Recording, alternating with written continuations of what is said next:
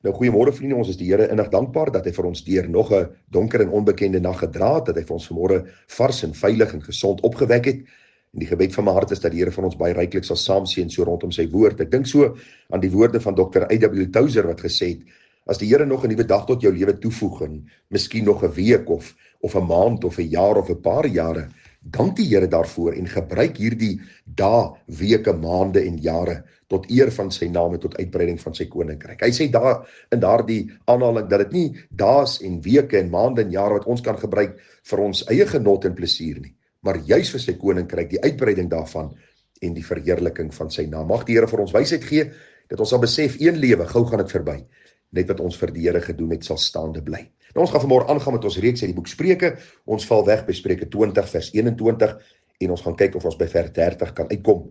Vers 21 sê, besit wat by die begin haastig bymekaar geskraap is, die einde daarvan sal tog nie geseënd wees nie.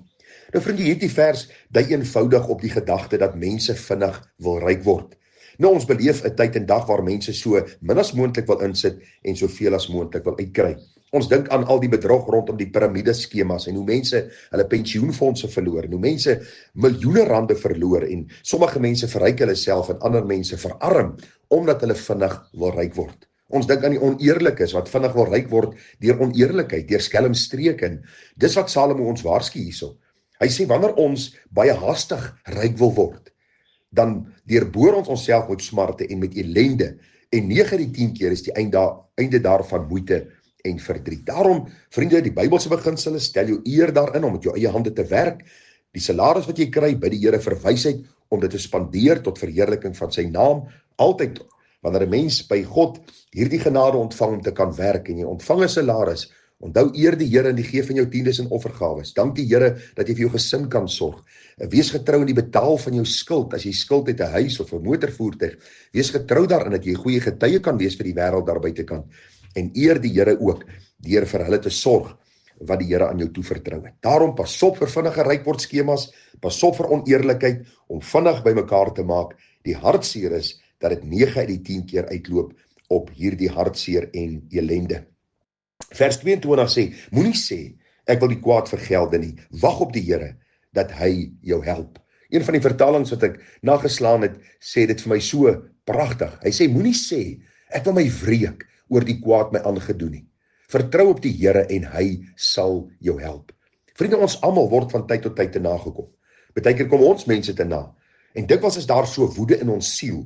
Ons wil mense te nakom. Ons wil poog om die seer wat hulle my aangedoen het, vir hulle terug te gee en dubbel terug te gee, omdat ek soveel pyn in my hart beleef. En nou sê die Bybel vir ons, wees versigtig vir so optrede. Die antwoord is eerder, wag op die Here, dat hy jou help. Die Here is die enigste almagtige, alleenwyse God, aan wie toe kom die eer, die heerlikheid, van nou af tot in ewigheid. En om te wag op die Here is nie altyd maklik nie. Ons wil graag hê dinge moet nou gebeur. As iemand my nou te nagekom het, dan wil ek hê die Here moet nou ingryp en die Here moet hulle nou bykom. En die Here sê vir ons moet wag op hom. Ons dink aan Dawid, vriende, wat 'n pragtige voorbeeld. Dawid word as koning gesalf en wat gebeur? Saul vervolg hom vir omtrent 13 jaar. Hoeveel keer kon Dawid hom gewreek het op Saul? Hoeveel keer kon Dawid Saul doodgemaak het?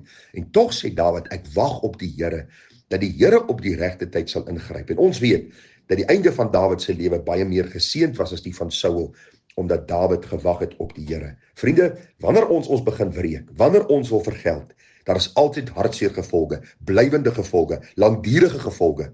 Daarom is dit beter om regtig te wag op die Here en te sê, Here, alhoewel ek seer voel in my binneste, alhoewel ek gebroke voel, wil ek tog vra dat U op die regte tyd my sal help en dat U op U manier sal vergeld, want Here, U weet die beste.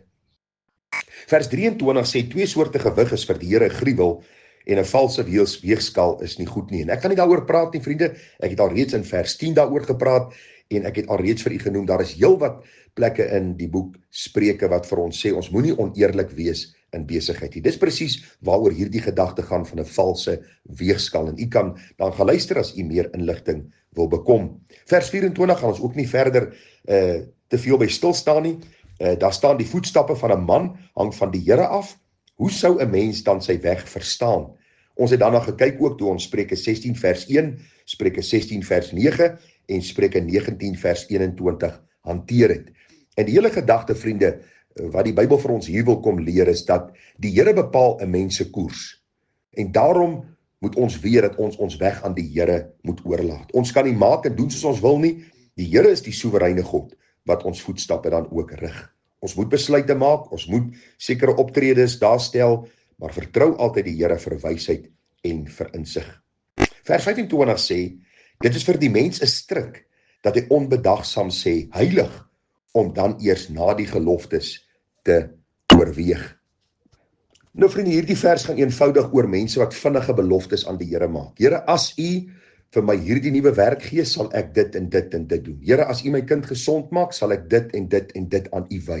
En mense is baie lief om beloftes te maak en geloftes aan die Here te maak en dinge te beloof aan die Here wanneer dit moeilik gaan.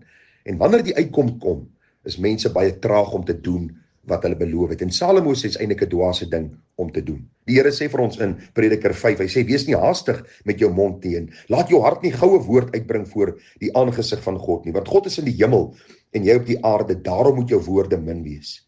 En dan sê die Bybel, as jy 'n gelofte aan God gedoen het, stel nie uit om dit te betaal nie, want daar is geen welgevalle in dwaase nie, betaal wat jy beloof het. Dit is beter dat jy nie beloof nie, as dat jy beloof en nie betaal nie. Vriende, hierdie vers is eenvoudig vir ons, dat ons nie beloftes aan die Here sal maak en dit nie sal nakom nie. Mense vra my maar, wat van as ek 'n belofte aan die Here gemaak het en ek het nie nagekom nie? Die eerste ding is, bely dit. En sover jy kan, kom dit na. En doen wat jy gesê het. En vertrou die Here dan ook vir die res. Ek weet daar is mense wat beloftes baie keer maak en vriende, baie keer in dwaasheid en baie keer oorhaastig. En dis goed om dan voor die Here te buig en te sê, Here, U weet ek het gesondig. U weet ek het verkeerd gehandel teenoor U. Waar ek kan, gaan ek doen wat ek gesê het. En dit wat ek miskien beloof het wat ek nie kan doen nie, vra ek U vergewe my en help my om 'n wag voor my mond te stel. Dat ek nie sommer maar net lukraak beloftes maak en dink U hoor nie en U gaan ook nie van my rekenskap eis nie. Daarom vriende, is baie belangrik dat ons voor die Here versigtig sal wees met ons woorde. Vers 26 sê, 'n wyse koning wan die goddelose uit en laat die dorswiel oor hulle draai. Nou ons het al reeds daaroor gepraat, vers 8, jy kan teruggaan na daai oordenking. Ek het vir u gesê dat leiers eerbaar moet wees. En leiers is veronderstel om wetgewing toe te pas, om dan ook so die land te bestuur, om God te verheerlik, want God stel leiers aan en God stel leiers af. 'n Leier wat oneerbaar en oneties is, sal God se wraak ontvang, sal God se oordeel ontvang. Daarom moet ons bid vir ons leiers en die Here vertrou dat hy vir ons goeie leiers sal gee. Vers 27, die gees van die mens is 'n lamp van die Here, die deursoek al die kamers van die binneste. Nou vriende, hierdie gedagte van die gees van die mens kan ook dui op die gewete van die mens. Vriende, die Here het vir ons elkeen 'n gewete gegee. En die dag toe die Here ons geskape het die Here vir ons geskape na sy beeld en sy gelykenis. En vriende, soos ons groot word, is daar 'n gewete wat vir ons beskuldig of verontskuldig. Ons lees daarvan in Romeine 2 vers 15. Daar staan, omdat hulle toon dat die werk van die wet in hulle harte geskrywe staan, terwyl hulle gewete saamgetuienis gee en die gedagtes mekaar onderling beskuldig of ook verontskuldig. En wat Salomo eenvoudig hier doen, hy sê, soos 'n lamp in 'n donker plek skyn en verligting bring, soos ons gewete ook dikwels. Dit is soos 'n lamp wat opgaan om vir ons te wys wat ons reg en verkeerd doen. Ons gewete, vriende, word versterk deur God se woord, maar enige mens, ek gee nie of hy in donker Afrika bly of hy nog nooit die woord gehoor het nie, weet as hy iets steel dat hy gesteel het. As hy gemoor het, dat hy verkeerd gedoen het. Want God het vir ons 'n ingeboude waarskuwingssysteem gegee om vir ons te sê, pas op om die verkeerde te doen. En daarom sê die Bybel vir ons, die gees van die mens is 'n lamp van die Here. So die Here gebruik ons gewete en dit deursoek die kamers van ons binneste om vir ons te wys waar ons dan staan. En daarom, vriende, het ons nodig ook om wanneer ons gewete ons aankla, na die Here te vlug. Hy is die enigste een wat ons skuld kan vergewe. Ons gewete kan stil maak, ons harte kan reinig deur sy bloed, ons kindskap kan gee en ons ook kan verseker om deur sy gees 'n lewe van heiligheid te lei. Mag die Here genade gee dat ons gewete nie sal onderdruk nie, maar tot beskikking sal stel van die Here en sê, Here, hier is ek, reinig my, deursoek my, en Here, kyk of daar by my weg is van smart en lei U my op die ewige weg. Vers 28 sê, liefde en trou behoed die koning en deur liefde stit hy sy troon. Weereens vers 26 en vers 8 en verskeie ander verse praat oor die gedagte. Vriende, leiers moet goeie leiers wees, dit moet mense wees wat eerbaar handel en u is welkom om verder te gaan luister. Vers 29 sê die sieraad van die jong manne is hulle krag en die versiersel van grysaards is gryshare. Nou ons het alreeds daaroor gepraat toe ons uit Spreuke 16 vers 37 met mekaar gepraat het. Ek het vir u gesê vir jong manne is hulle krag eintlik vir hulle soos 'n trofee. Hulle spog in hulle krag, hulle roem in hulle krag. Ek het 'n seentjie van 15. Hy oefen en elke nou en dan moet ek voel hoe sterk het hy geword en dit is vir 'n jong mens soos een of ander oorwinning wat hy behaal. Vir die ouer mens is sy gryshare eintlik daardie versiersel, daardie kroon wat hy dra. Daarom wil ek vir u sê, dis belangrik om eerbaar oud te word. Om oud te word met 'n gesindheid van afhanklikheid van die Here. Wanneer ek praat ek met die wysheid van die Here. En dit sal vir my soos 'n versiersel wees, soos 'n kroon wees wat ek dra in my ou dag. Die laaste vers, bloedige wonde suiwer die kwaad uit en sla die kamers van die binneste. En vriende, dit gaan maar eenvoudig oor dat verkeerde optrede moet gestraf word. Hierdie straf is nie om iemand dood te maak nie, maar om iemand te leer, daar is gevolge vir jou dade. Hierdie straf is altyd binne perke.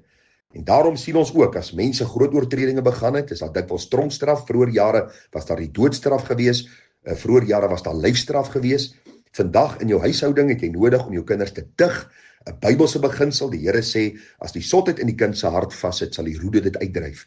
En daarom is die hele beginsel hier maar net, dat die kwaad uitgedryf sal word, wanneer tig Bybels toegepas sal word, om dan die Here ook te verheerlik. En in 'n land, wanneer mense met boosheid besig is, wanneer daar straf toegedien word en soms ferm opgetree word, dan wandel die kwaad uit en mense vrees en mense besef dat my sonde sal geoordeel word. Mag die Here genade gee dat ons hierdie waarhede ter harte sal neem en so van toepassing op ons dag en tyd.